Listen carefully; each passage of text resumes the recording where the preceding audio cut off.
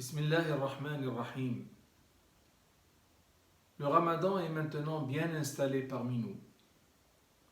Et il n'est pas un seul fidèle au monde qui n'avait pas hâte de le voir arriver.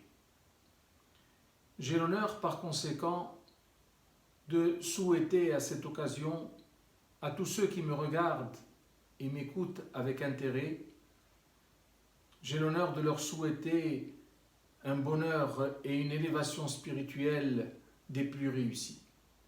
Ramadan est en effet une période de ressourcement spirituel extraordinaire qui offre à quiconque s'inscrit réellement dans son esprit un magnifique degré de sérénité.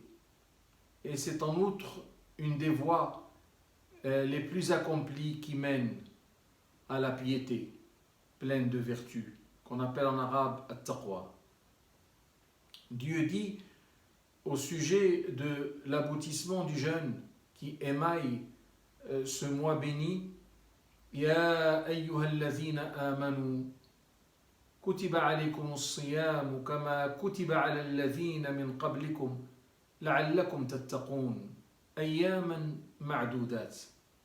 Ô croyants, le jeûne vous est prescrit comme il l'a été pour ceux qui vous ont précédé, ainsi atteindriez-vous la piété. Un nombre de jours bien déterminé. Il ne s'agit finalement que de 29 ou 30 jours où il va falloir s'abstenir de manger, boire et éviter toute activité sexuelle chaque jour, du petit matin au coucher du soleil, tout en veillant bien sûr à ne point s'inscrire dans le péché. Et cela durant toute la période d'abstinence. Il est un hadith de Sidna Muhammad sallallahu alayhi wa sallam qui me fait beaucoup réfléchir à ce sujet et que je ne cesse de me répéter. Permettez-moi de le partager avec vous et d'argumenter la thèse de l'élévation spirituelle.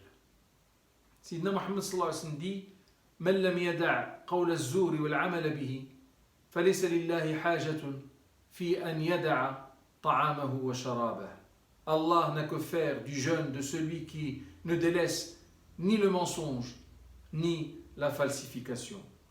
Comme pour expliquer que l'essence du jeûne n'est pas tant dans le fait d'avoir faim ou d'avoir soif ou de ne pas assouvir ses envies charnel, mais bel et bien dans le délaissement et l'abandon de l'interdit. L'interdit, bien sûr, dans sa globalité. Puissions-nous comprendre cela une fois pour toutes. Amen.